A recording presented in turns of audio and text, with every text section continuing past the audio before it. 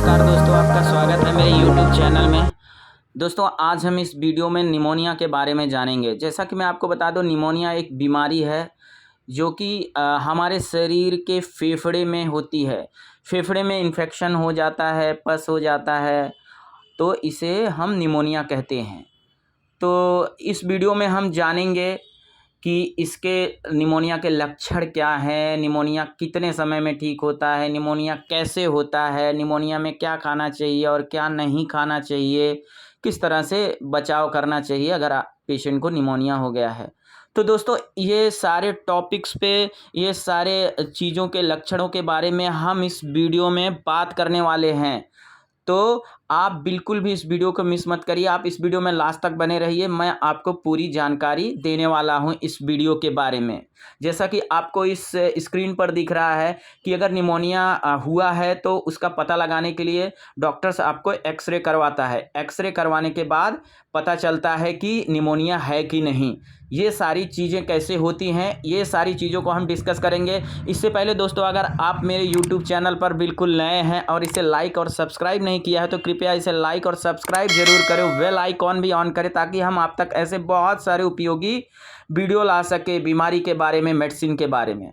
तो जैसे स्क्रीन पे आपको दिख रहा है दोस्तों, हम पहले जानेंगे कि इसके सिम्टम्स क्या हैं, प्रिकॉशन क्या है, लक्षण और बचाव क्या है, सामान्य लक्षण क्या हैं, अहम जटिलताएं होती हैं जो हिंदी में कहें तो, मतलब इसके सिम्टम्स क्या होते हैं और सिम्टम्स करके आपको प्रॉब्लम्स क्या होती है अगर निमोनिया किसी को हो गया। आमतौर पर देखा गया है निमोनिया बच्चों में ज़्यादा होता है। ह्यूमिनिटी वीक होने के कारण, रोग प्रतिरोधक क्षमता वीक होने के कारण ये बीमारी पनपती है शरीर में।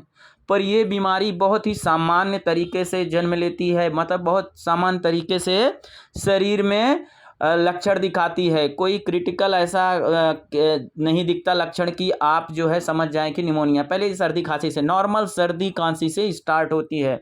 आपको सर्दी खांसी हुआ और धीरे धीरे अगर ये लक्षण बढ़ते जाते हैं तो ये निमोनिया के रूप ले लेते हैं।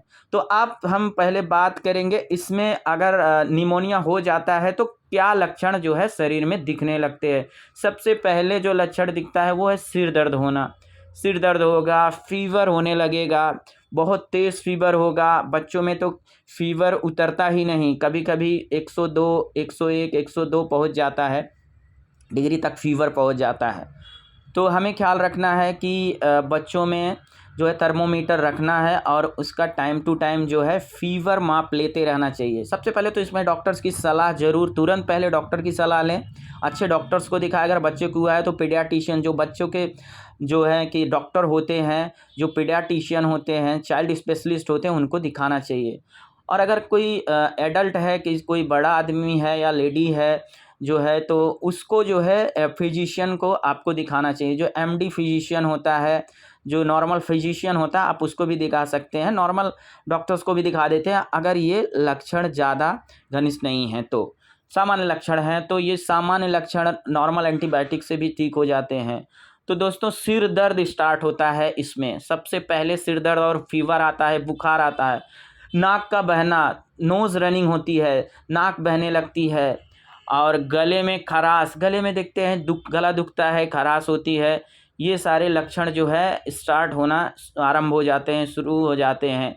और मांसपेशियों में दर्द, पूरे बॉडी में पेन होने लगता है, खासकर बैक पेन होगा या फिर घुटने के दर्द होने लगेंगे। पूरे शरीर में, बॉडी में पेन रहेगा, बॉडी ऐक करेगी। तो इससे जो है ये लक्षण उत्पन्न होने लगते हैं। तो दोस्तों, ये तो सामान्य लक्षण होते हैं और बाकी सारे भी लक्षण किसी किसी के शरीर में देखे गए हैं कि सांस लेने में दिक्कत होती है और फीवर उतरता ही नहीं है। कितनी भी गोली खा लो पर जो है फीवर नहीं उतरता है, फीवर लगातार शरीर में बना रहता है। तो आपको तुरंत जो है डॉक्टर से सलाह लेनी चाहिए और इसका इलाज करवाना चाहिए। कितने बार तो देखा गया है पेशेंट एडमिट हो जाता है और निमोनिया होने के बाद लगभग 90% पेशेंट को एडमिट होना पड़ता है। बिकॉज निमोनिया जो है सर्दी खांसी का लास्ट स्टेज है। बहुत जब भी इन्फेक्शन बढ़ जाता है लंग्स में, पहले नॉर्मल थ्रोट से स्टार्ट होता है। सर्दी खांसी आपने देखा है नॉर्मल थ्रोट से स्टार्ट होता है, गले से स्टार्ट होता है सर्दी खांसी। पर अगर इसका जो है इलाज नहीं किया जाए, आप घरेलू नुस्खे से भी इसका इलाज कर सकते हैं, काढ़ा वगैरह भी लोग पीते हैं। तो इसे अवॉइड ना करें। आजकल बहुत सारी बीमारी है, ये सारे कोविड के भी लक्षण होते हैं। कोविड में भी निमोनिया हो जाता है, अगर कोरोना से स्टार्ट होता है और लास्ट में निमोनिया हो जाता है। निमोनिया में लंग्स में जो फेफड़े होते हैं हमारे शरीर में, उसमें पानी भर जाता है, सांस लेने में दिक्कत, पस रहती है, पेन होता है, ये सारे, और इतना कफ आता है कि पूरे चेस्ट में, आपके सीने में बहुत तेज़ी से दर्द उठने लगता है। तो ये सारे जो है लक्षण दिखने लगते हैं। अब प्रॉब्लम जटिलताएं क्या होती हैं? तेज बुखार, मैंने आपको बताया, सांस लेने में दिक्कत होगी, निमोनिया होना जो है कि बॉडी में इन्फेक्शन होना, कुछ मामलों में भी मृत्यु भी हो सकती है। ऐसा कुछ डॉक्टर्स बोलते हैं कि अगर इसका सही समय पर इलाज ना किया जाए तो पेशेंट की मृत्यु भी हो सकती है। ये घातक रूप ले सकता है, काफ़ी लोग इसमें एक्सपायर कर जाते हैं क्योंकि वो डॉक्टर्स के पास नहीं जाते हैं और इसे सर्दी खांसी करके इसका घर पे ही इलाज करते रहते हैं, और इन्फेक्शन धीरे धीरे लंग्स में पूरे फैल जाता है। और जब ये पूरे लंग्स में इन्फेक्शन फैल जाता है तो ये एक आक्रामक रूप ले लेता है, निमोनिया हो जाता है। तो इसका प्रायः देखा गया है कि बच्चों में ये इसको ज़्यादा खतरा बना रहता है। बड़े लोगों को, जो एडल्ट हो गए हैं, जो 10-15 साल के हैं, 15 साल के ऊपर हैं, उनमें निमोनिया का खतरा कम रहता है।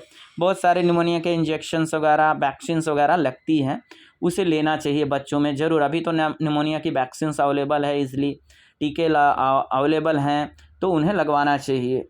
तो ये तो सामान्य लक्षण हुए, और लक्षण से क्या प्रॉब्लम होता है, क्या जटिलताएं होती हैं, शरीर आपका किस तरह से सिम्टम्स देता है, किस तरह से परेशान रहता है, वो सारी चीज़ें मैंने आपको डिस्कस किया। अब हम बात करेंगे निमोनिया होने के कारण क्या हैं।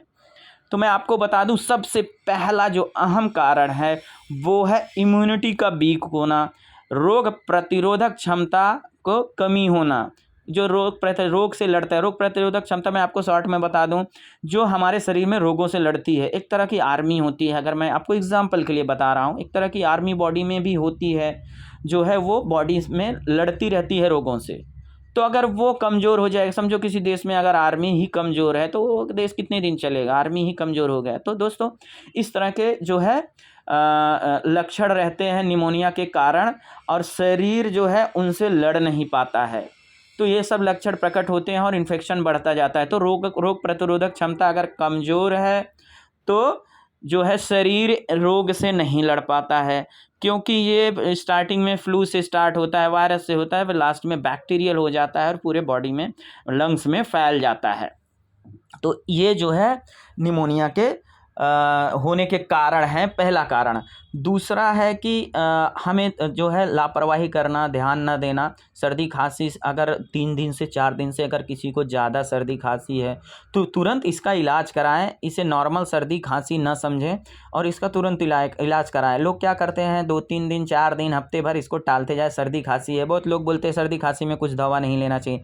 ठीक है, 3 दिन तक अगर फ्लू है, नॉर्मल जो फ्लू होता है, फीवर भी आ रहा है, तो कोई इशू नहीं है, कोई प्रॉब्लम नहीं। आप 3 दिन तक कोई दवा न ले, पैरासीटामॉल, एक डोलो 650 या फिर कोई भी P650, कॉलपॉल 650, या जिसका जितना वजन है पैरासीटामॉल वजन के हिसाब से आप ले सकते हैं।